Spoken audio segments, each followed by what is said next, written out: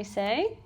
Thanks for finally agreeing to join us on the podcast. I know it's taken a little bit of time, a bit of perseverance, a bit of persuading. Good few months. Yeah, good few months, but we've managed to finally get you in the seat. So if you firstly just like to basically go through like how long you've been with us, and was this your first recruitment job? Yes, first recruitment job. Started in end of January, so what's that, 9 months now? Yeah. Wow, that's Time flies. flown, Time flies. Yeah. And yeah, it's been a roller coaster. It has been a roller coaster. Yeah, absolutely. Well, as we know, and obviously internally, but people at home don't know, that over the past, well, to be fair, since you've started, you've pretty much come in and you've hit the ground running. To be quite honest, like let's not sugarcoat it. I don't like to admit it, but you have. So, what would you say has been your biggest win since the 9 months that you've been with us? Biggest win? It doesn't necessarily need to be like money, like figures on the table. Like to you, like what do you feel has been the biggest win? It's definitely to do with money. Okay, that's fine. That's not a problem. You're not allowed to say money, but I got a 20 grand billing. You go, girl. Which was great. It was good because it was going to be a massive, contract thing. And then we're just going back and forth with the company, back and forth. We couldn't get terms agreed, and they wanted us to sign something we couldn't sign, and it was just I thought it's not going to go ahead. But then they ended up taking him on as a direct contractor, but for a sum of money, which was great. A nice chunk of money, because they could have easily been cowboys and sort of gone behind done you over. Me, and they didn't, which was a big win. So that I'd say probably. It's the satisfaction that it actually went through more than the money. Yeah, so how long did that actually take to sort of complete from start to finish? Probably 6 weeks. And obviously... Yeah, for contract, that was quite a long time. And the job role that it was is like a very, very hard to find niche. Like, there's not many of them in the UK kind of thing.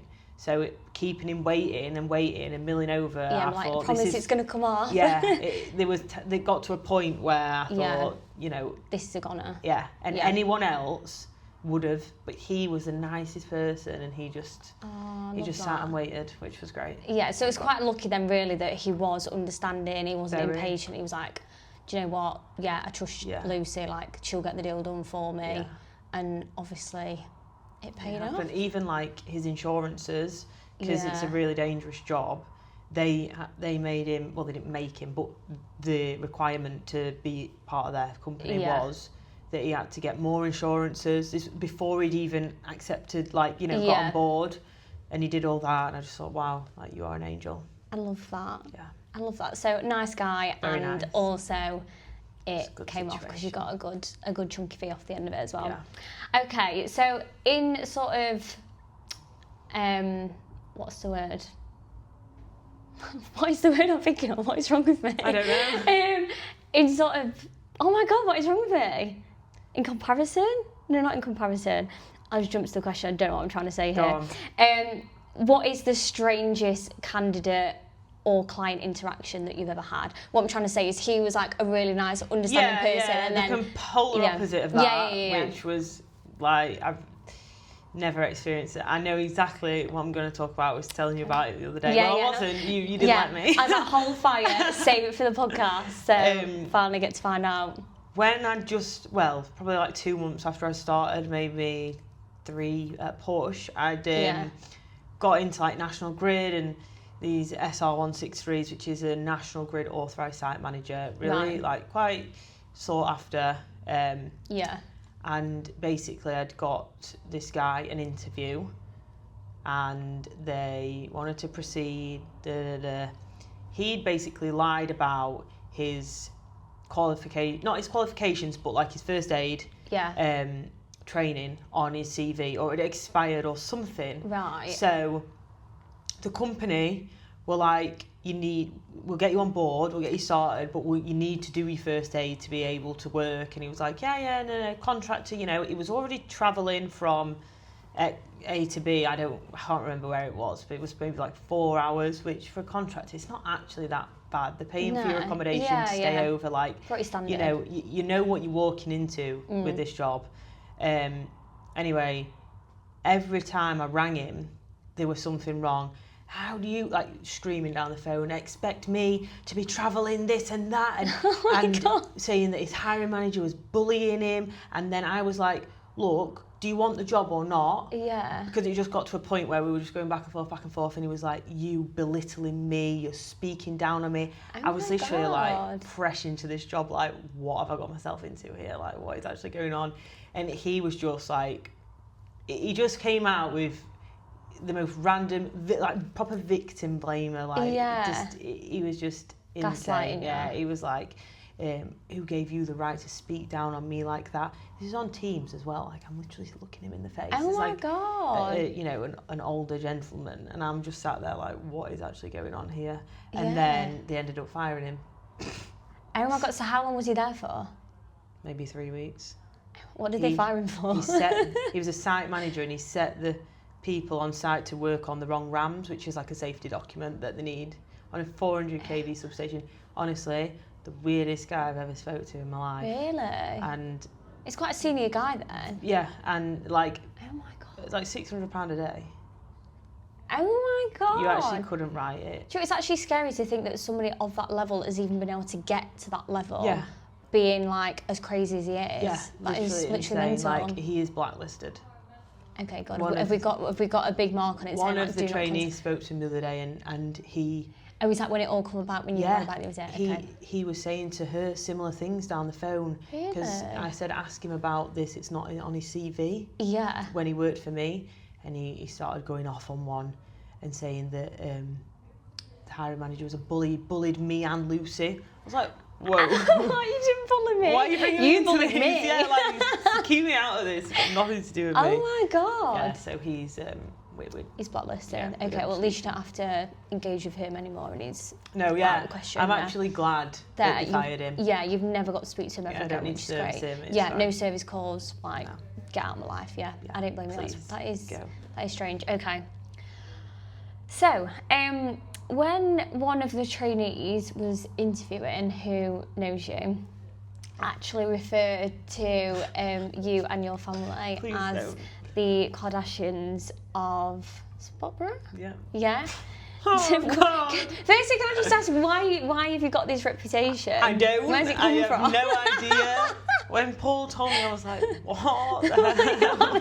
What the hell are you? What is going on? Where's that come from? I don't know. Like, honestly, I don't know. It's not a bad thing. I mean, I don't think I should be involved in that. Okay. My brother and my dad, they're in the pub a lot. Right, okay. My brother's a gardener. I thought you were going to say gangster. No, he's a landscape gardener. He does a lot of jobs in Sprotborough. Okay. My dad, like, we used to have a shop. We've got a hairdresser. Like, you know. Okay. Everyone like knows who they are. Kind of. Like not everyone. Like, I wouldn't ever use. I wouldn't ever use. They're so Kardashian. popular and famous. Yeah. Okay, so. The question I was going to ask you is, if you were one of the Kardashians or the Jenners, like, which one would you be and why? But if you're now saying that you don't associate yourself with that, then... I would love to be. Don't get me wrong, I would. If I could be one... Yeah. I'd take Kim.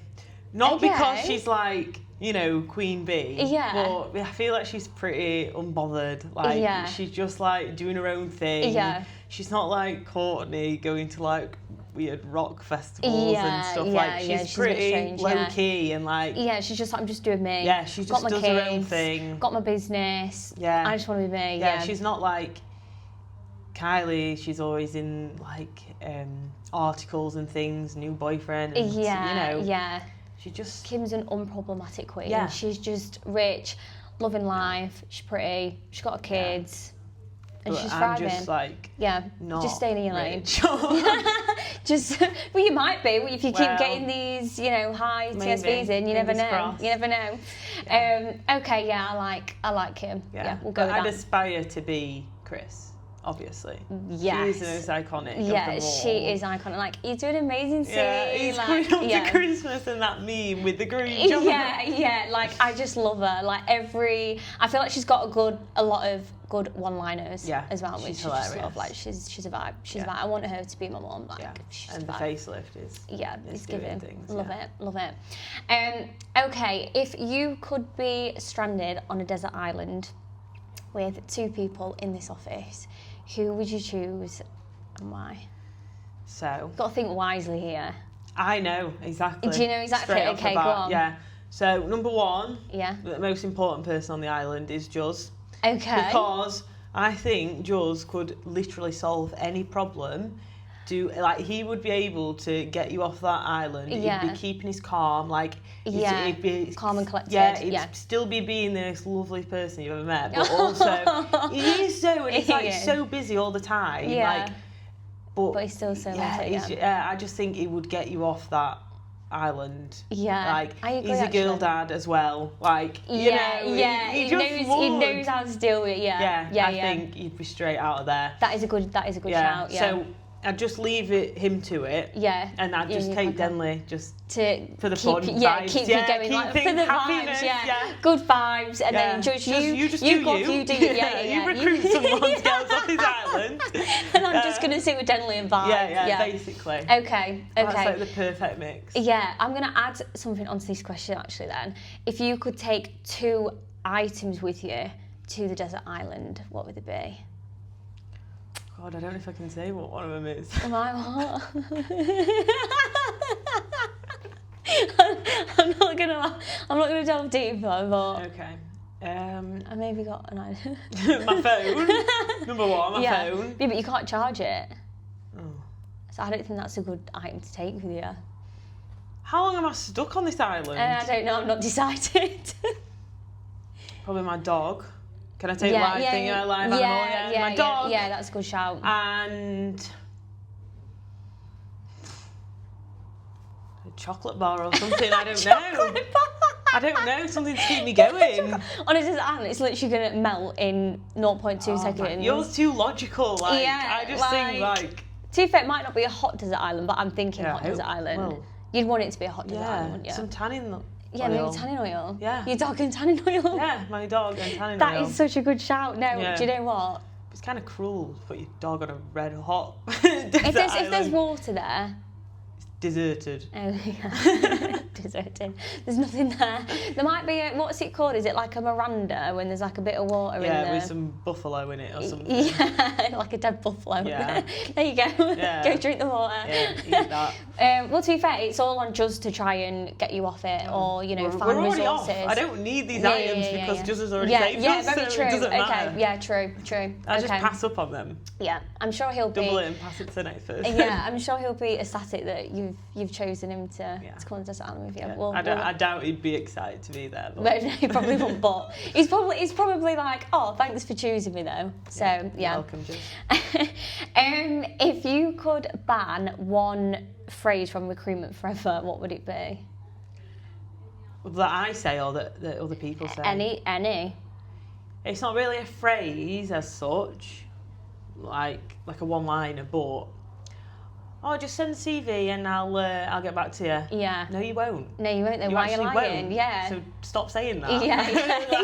Yeah. Do you know what? That is a good shout, actually. Yeah. No, I'm not sending the CV. Yeah. Just tell me now what you think. Yeah. I hate that. Any sort of I'll get back to you. Bring me back. I'm on a Teams call. Yeah. Sure. Why are you lying for? Yeah. You're actually not. And if you are, why are you answering the phone then? Yeah, so true. I always think that. Who would answer? I wouldn't even answer an unknown number. Well, if I was just going about my day. Yeah, exactly. You're not going to answer it on a Teams call, are you? Not. Don't lie. We all know what you're doing. Yeah, we know. Yeah. Do you know what? It's not really a phrase, but it's something that always happens in emails, which I don't like. Is I hope you're well, and I know people are just being nice, but I'm just like, can we just say dear? Just my idea. And I'm like, no, you don't hope I'm well. You're trying to sell me a CV. Yeah, no, that's true. Do you know what I mean? Or what about I trust you're well? Is that That's a bit do you better, receive that better? Yeah. So I know. Yeah, just when you're sending me emails on the daily, even though I literally sit opposite you. Hope you're well. I trust you're well. Yeah. I don't know, it's just a polite way to start. No. Because what else would you say? Hi, then straight into it. I like it when it's a Monday. I'm like, hope you had a good weekend. But do you hope that? You probably don't. Same goes. It's very true. I didn't think of that. Yeah. I think it's Friday, but happy Friday. Friday. Fry slay. No, we're not saying slay. No. Do you know what I actually thought? No. I wonder if you'll say the word slay as in to ban something from the recruitment world. I don't ever say that. No, I know you don't, but I didn't know if that was something that me and Shelley were like, I wonder if she'll say slay.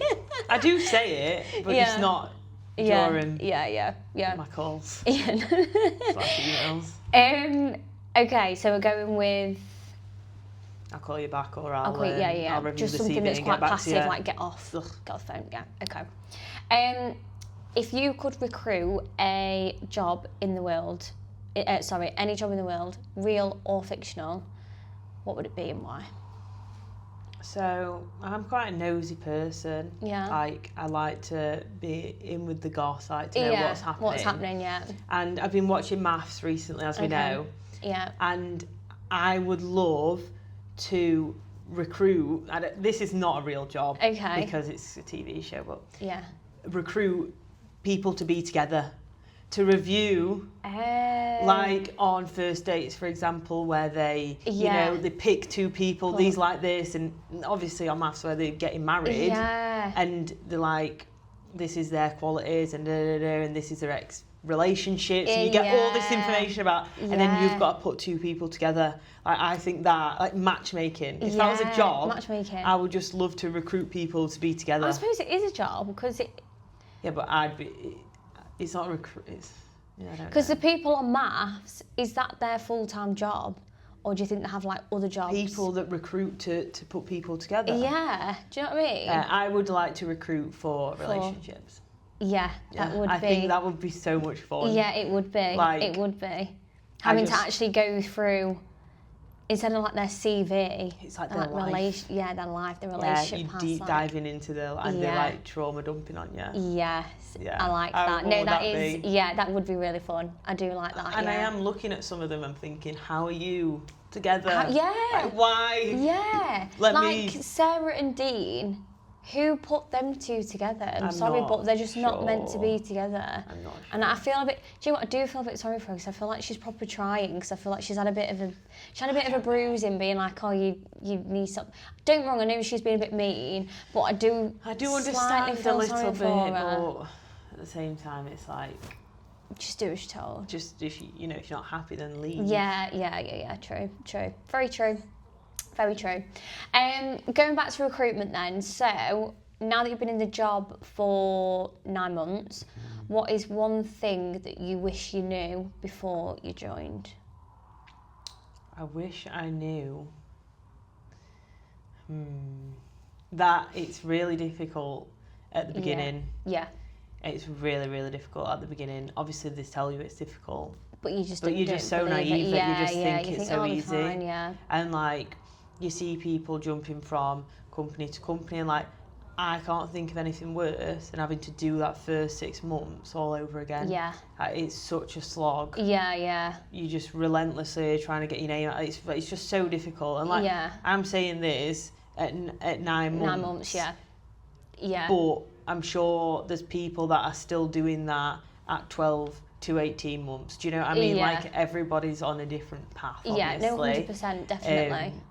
But like, I can imagine that if you don't have early success as well, it can really knock your confidence. It can feel like more of a slog, because it's like, I'm literally doing everything that I'm supposed to do, but nothing's working. Like, and you can't control the industry as well. Sometimes it's busy, sometimes it's not. Yeah. So I just wish that I knew that, so I could prepare myself better for it. But I've sort of had, not an easy ride, but... You still have to work for it, but there is still an element of luck in it. Yeah, you need to be in the right place at the right time, but if you're not on the phone, then you're never going to be. Yeah, exactly. I mean? No, definitely. I think as well, when you're first in the role, your role is completely different to somebody who's been here for like years, because you're going to have to do a lot more BD. You're looking around thinking... Yeah, because you've not got the key accounts to kind of go to straight away, so your job is in my opinion, very, very different from somebody who's been here 100%. for quite a few years. It's a different job. 30 contractors and you're looking after them and Yeah. you're putting out fires left, right and centre. But you're just picking up the phone and ringing and ringing and ringing and ringing. It's all cold calls as well. Like nobody really wants to speak to you. No. You've just got to build this rapport with people that, you know, get 1,000 calls like this a week. And there's just little old you like, please speak to me. Please speak to me. Yeah, it does. It changes, definitely. Yeah, no, definitely. Okay, if Novartis stroke recruitment, I'll let you kind of decide which one you want to do it for, was a reality TV show, what would it be? Love Island. Why? Not in terms of relationships, yeah. but in terms of like the tests. Yeah. People getting dumped. Obviously, you have people finishing and people like. Obviously, people doing well as well. I don't know. I don't really watch that much reality TV. Yeah. And I feel like Love Island is actually quite fitting. Yeah. Do you know what? I do actually agree with you, and I also think there's quite a lot of lines that get thrown about on Love Island that also get thrown about in the office. Like, can I put you for a chat? In one basket. Yeah, like don't put all your eggs in one basket. Like, I think the main one for me is can I pull you for a chat, or you got a quick five. Yeah, then literally. you go into a meeting room to have a chat. I'm like, whenever I hear anybody say that, I just think Love Island. It's just Love Island. So yeah, no, I do get that. Not so much Novartis, but recruitment in general. As a whole, yeah. It is very like when you know, it's testing. Yeah. Which is literally the whole point of Love Island. Yeah, it is. It is a test. Definitely. Yeah, it's a difficult test. It is a difficult test.